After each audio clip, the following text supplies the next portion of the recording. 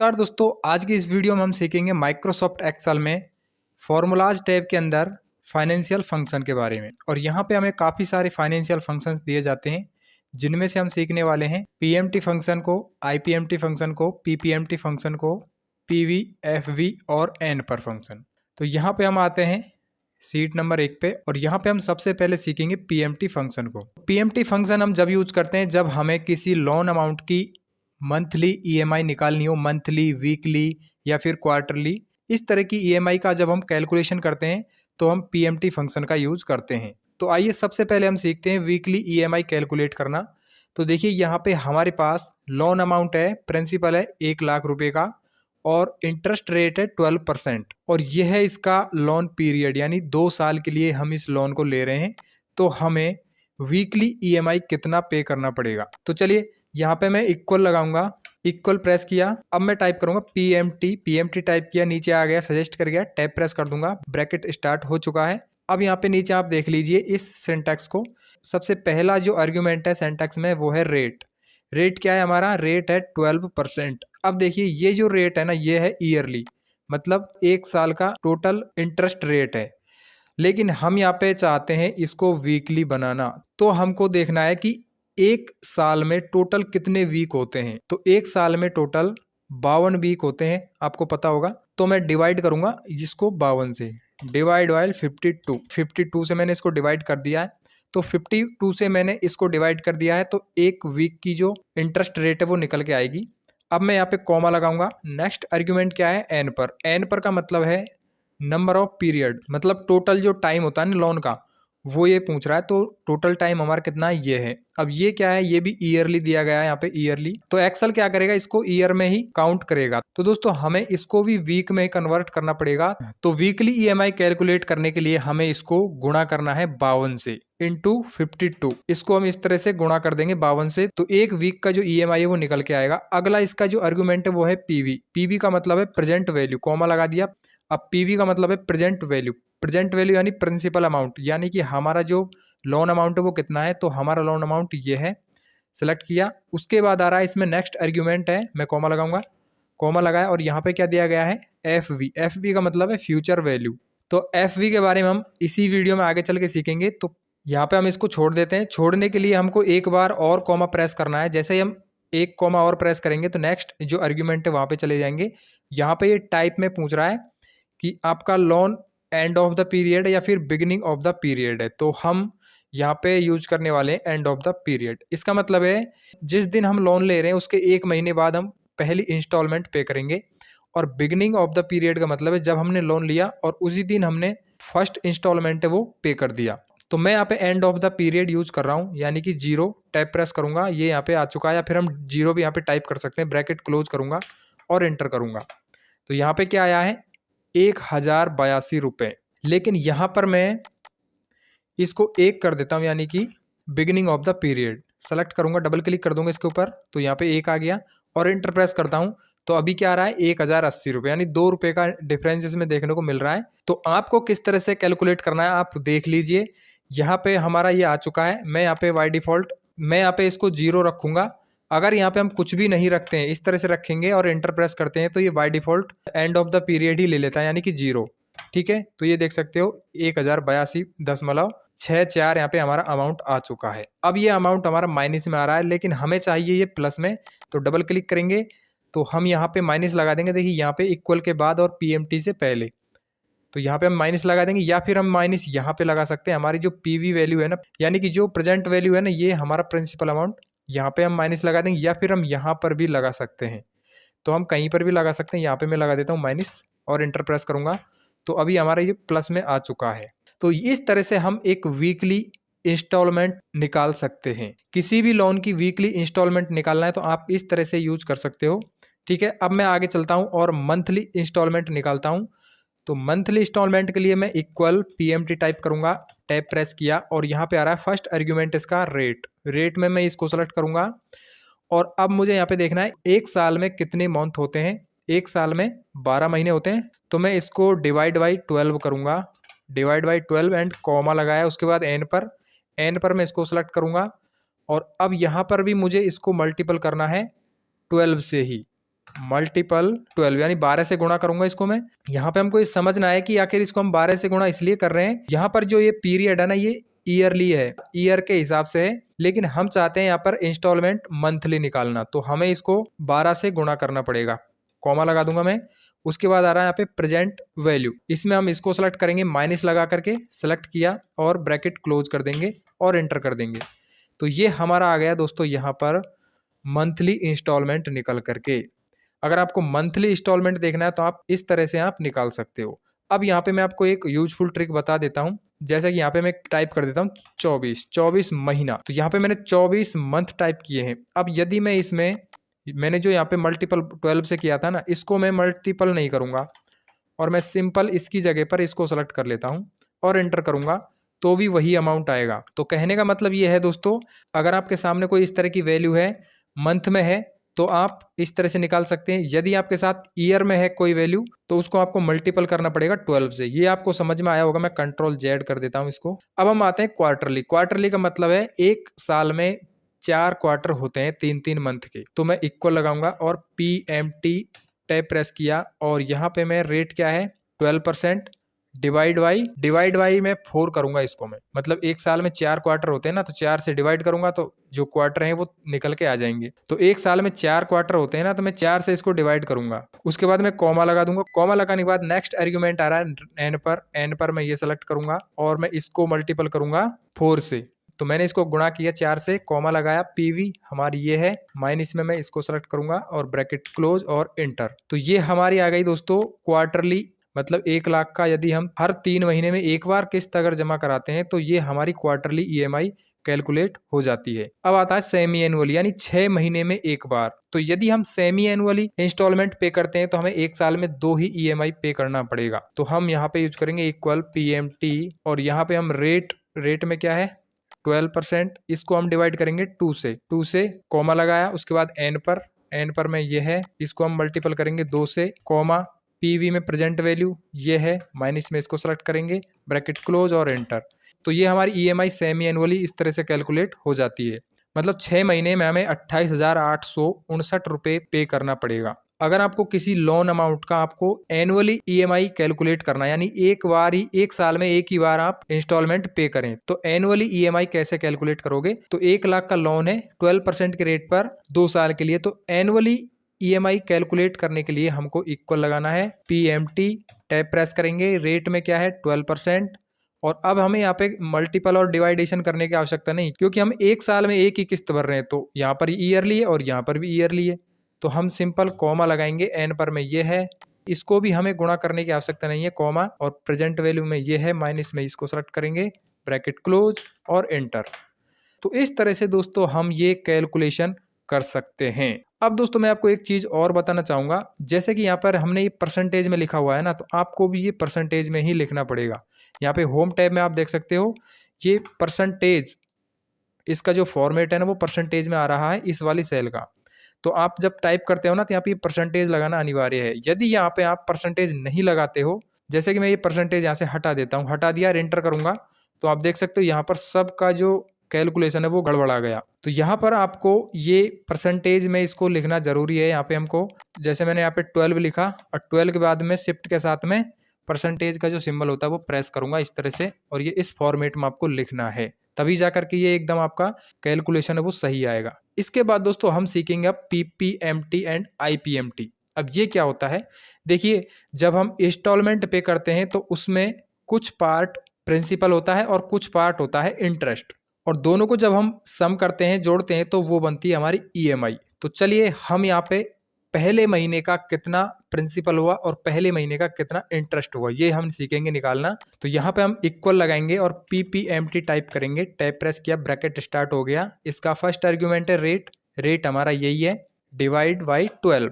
अब देखिए यहाँ पे हम इसको डिवाइड बाई 12 भी करेंगे, क्योंकि हम यहाँ पे हर एक महीने का निकालेंगे तो इसको 12 से ही डिवाइड करना पड़ेगा। तो मैं कॉमा लगाऊंगा। कॉमा लगाने के बाद यहाँ पे आ रहा है पर का मतलब है किस महीने का आपको चाहिए, पीरियड कौन सा है, पीरियड हमारा है ये पहला महीना, पहले महीने का हमको प्रिंसिपल चाहिए, पहली EMI है ना उसका प्रिंसिपल अमाउंट चाहिए। तो मैंने इसका जो पीरियड है वो सेलेक्ट कर लिया है, 1 महीने का, मतलब पहले महीना इसका पीरियड है वो सेलेक्ट किया, कॉमा लगाया और यहाँ पे एन पर का मतलब नंबर ऑफ पीरियड। टोटल समय कितना है वो हमारा ये है, इसको हमें मल्टीपल करना है 12 से, कॉमा लगाया, माइनस में हम टाइप करेंगे पीवी यानी प्रेजेंट वैल्यू, कॉमा माइनस, उसके बाद हम पीवी, तो पीवी में हम प्रेजेंट वैल्यू सेलेक्ट किया, ब्रैकेट क्लोज किया और एंटर।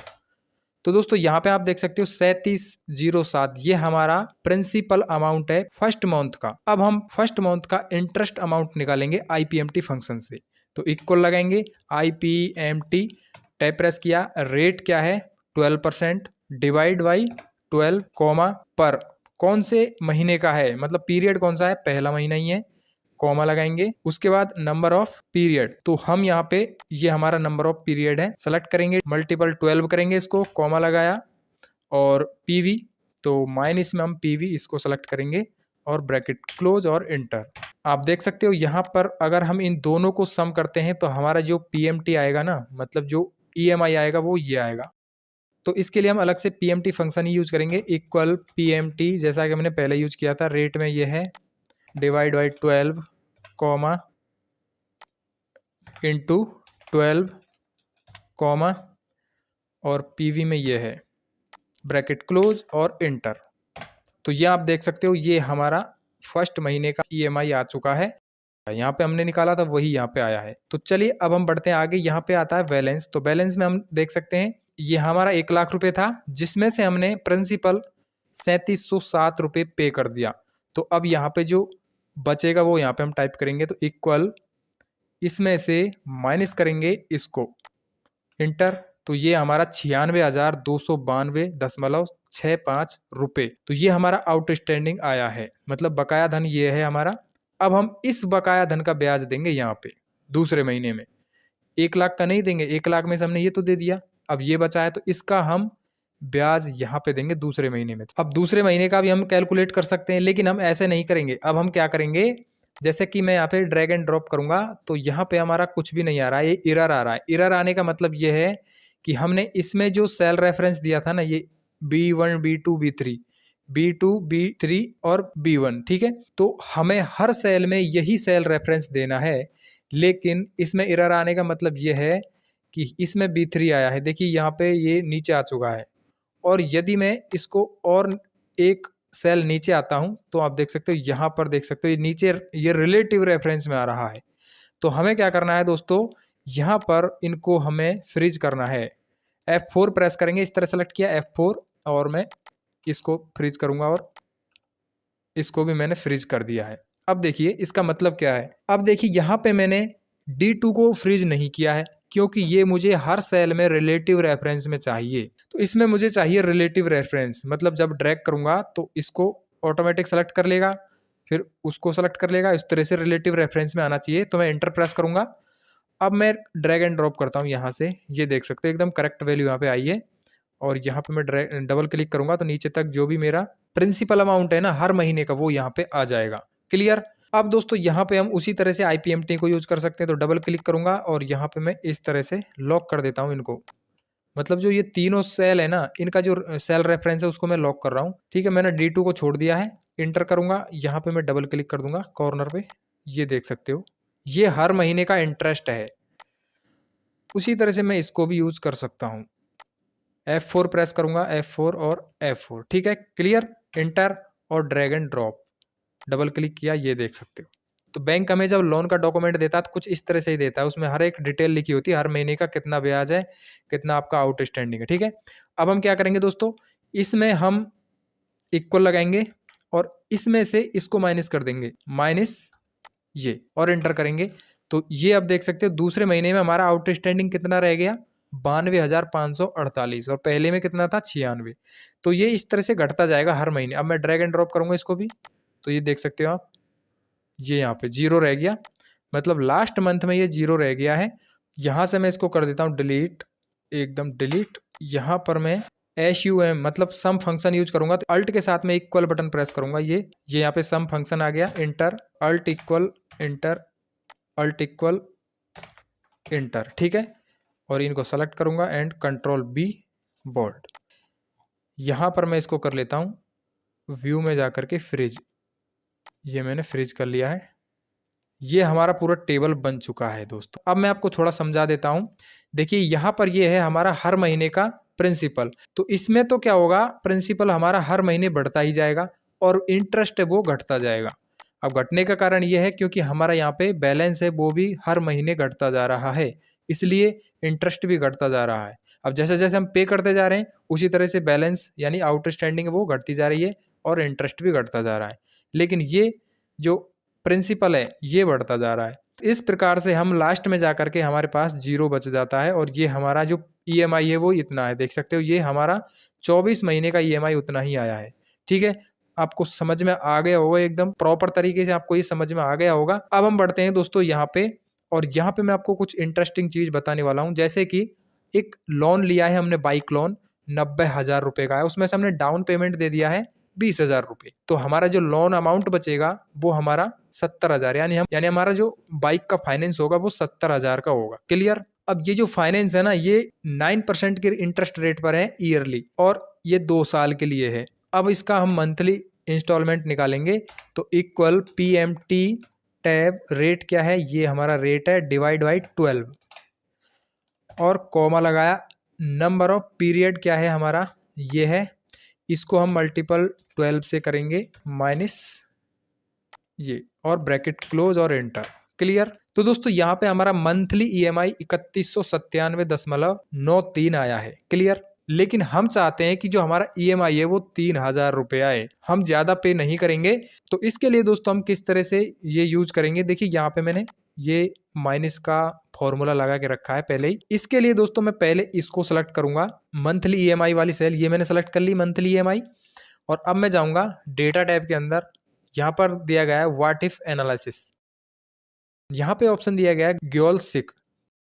यहाँ पे हमारे सामने छोटी सी विंडो आ चुकी है और ये बहुत ही यूजफुल है दोस्तों, आपको अभी पता चलेगा किस तरह से ये काम करता है। जैसा कि हम चाहते हैं कि 3,000 रुपये आना चाहिए, तो ये ऑटोमेटिक यहाँ पे इनको एडजस्ट कर देगा। तो हम क्या करेंगे, यहाँ पे टू वैल्यू, मतलब वैल्यू कितना चाहिए हमको 3,000, तो 3,000 यहाँ पे टाइप करेंगे। 3,000 टाइप किया, उसके बाद बाई चेंजिंग सेल, किसमें चेंज चाहिए, मतलब हमारा डाउन पेमेंट थोड़ा सा हम ज़्यादा जमा करा दे ताकि हमारा जो ईएमआई है वो 3,000 का रह जाए। इसको हम सेलेक्ट करेंगे डाउन पेमेंट को और ओके करेंगे। तो ओके किया तो ऑटोमेटिक देख सकते हो डाउन पेमेंट यहाँ पे बढ़ गया है और ये लोन अमाउंट है ये घट गया है। और अब हमारा जो मंथली ईएमआई है वो 3,000 का ही आएगा। यहाँ पे देख सकते हो डिटेल, ओके करूंगा मैं इसको। तो इस तरह से दोस्तों हम ये ग्योल सिक ऑप्शन है ना, ये बहुत यूजफुल है, इसका हम यूज करते हैं। आपको समझ में आया होगा, ये आपको पता चला है। अब हम बढ़ते हैं आगे और यहाँ पर आता है, अब हमने 1 2 3 फंक्शन यूज कर लिया, अब आता है प्रेजेंट वैल्यू, यानी कि प्रेजेंट वैल्यू यानी प्रिंसिपल अमाउंट हम निकालते हैं। जब इसको हम कैसे यूज करते हैं, सीट नंबर 1 पे आ चुके हैं और यहाँ पे मान के चलिए हमारी ईएमआई हम इसको ही मान लेते हैं, ये हम ईएमआई पे कर रहे हैं और इतने दिनों के लिए इस इंटरेस्ट रेट पर। तो हमारा प्रिंसिपल अमाउंट कितना आएगा, तो यहाँ पे सिंपल हम यूज करेंगे इक्वल PV टैब प्रेस किया, इंटरेस्ट रेट ये है डिवाइड बाई 12 और कॉमा लगाया, उसके बाद इसको सेलेक्ट करेंगे मल्टीपल 12 और यहाँ पे हम फिर से कॉमा लगाएंगे। PMT नेक्स्ट आर्ग्यूमेंट क्या है PMT, तो PMT क्या है, ये है हमारी PMT, तो माइनस में हम PMT सेलेक्ट करेंगे और ब्रैकेट क्लोज और एंटर। तो आप देख सकते हो यहाँ पर 1,00,000 रुपये इस तरह से आ चुका है। आपको अगर मूलधन निकालना है तो आप इस तरह से निकाल सकते हो। अब हम सीखते हैं यहाँ पे फ्यूचर वैल्यू। जैसा कि हम बैंक में या फिर पोस्ट ऑफिस में जो कोई योजना के तहत हम जब थोड़ी थोड़ी राशि जमा करवाते हैं, 1,000 रुपये 500 रुपये 5 साल के लिए 3 साल के लिए, जैसे RD अकाउंट हो गया, RD का हम अकाउंट खुलवा लेते हैं पोस्ट ऑफिस में, तो वो 5 साल के लिए होता है या फिर 3 साल के लिए होता है, तो उसका फ्यूचर में जाके टोटल कितना अमाउंट होगा। तो मैं यहाँ पर एक छोटा सा अमाउंट टाइप कर लेता हूँ, जैसे कि मैं यहाँ पे 1,000 रुपये हर मंथ पे करूँगा और 8% की इंटरेस्ट रेट पर, तो मैं ये परसेंटेज का सिंबल लगा देता हूँ, इंटर। तो मैं हर महीने 1,000 रुपये जमा कराऊंगा और 8% की इंटरेस्ट रेट पर और 3 साल के लिए। तो मेरे को जो लास्ट में 3 साल बाद जो मेरी राशि है, जो मेरा टोटल अमाउंट है, जो मेरे रुपए हैं वो कितने हो जाएंगे। ठीक है, इस तरह का कोई हमें वैल्यू कैलकुलेट करना है तो हम यूज करते हैं दोस्तों FV फंक्शन का। इक्वल FV टाइप करेंगे, टैब प्रेस किया, रेट क्या है ये डिवाइड बाई 12 कॉमा n पर ये है मल्टीपल 12 कॉमा PMT ये है, माइनस में इसको सेलेक्ट करेंगे, ब्रैकेट क्लोज और एंटर। तो दोस्तों अगर हम ₹1000 हर महीने जमा कराते हैं 3 साल तक 8% की इंटरेस्ट रेट पर, तो हमारा जो टोटल अमाउंट हो जाएगा ना, वो होगा ₹40,535। ये इस तरह से हम कैलकुलेट करते हैं दोस्तों। ये होता है फ्यूचर वैल्यू। इसके बाद हम सीखते हैं ये एन पर होता है समय निकालने के लिए। यदि हम 1,00,000 रुपए की इतनी किस्त भरते हैं, मतलब इस इतने रुपए की किस्त भरते हैं, ₹4707 की 12% की इंटरेस्ट रेट पर, तो कितने टाइम तक हम भरेंगे? तो टाइम निकालने के लिए हम यूज करते हैं एन पर फंक्शन का।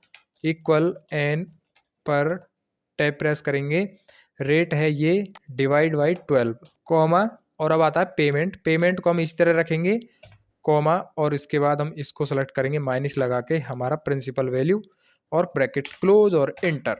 यहाँ पर आ चुका है दोस्तों। मैं इसको यहाँ से हटाता हूँ, देख सकते हो जनरल फॉर्मेट में करता हूँ। ये आ चुका है 24 महीने, मंथ निकाल लिए ना हमने, इस तरह से मंथ आ चुके हैं। तो आई होप आपको ये समझ में आया होगा किस तरह से मैंने इन फंक्शंस का यूज किया है, बहुत ही आसान तरीके से। तो इस तरह से दोस्तों हम ये फाइनेंशियल फंक्शन का यूज कर सकते हैं। अगर आप बैंकिंग सेक्टर में किसी फाइनेंस कंपनी में काम करते हो तो एक्सेल में आपको ये आना बहुत ही इंपॉर्टेंट है। तो एक्सेल के लिए अगर कोई इस तरह का लोन कैलकुलेशन करना है तो ईजिली हम कर सकते हैं एक्सेल में, बहुत आसान तरीके से। अगर ये वीडियो आपको पसंद आए तो वीडियो को लाइक कर देना, चैनल को जरूर सब्सक्राइब कर लेना। आपको ऐसे ही यूजफुल कंटेंट इस चैनल पर मिलता रहेगा। हम मिलते हैं आपको किसी नेक्स्ट वीडियो में, तब तक के लिए जय हिंद, वंदे मातरम।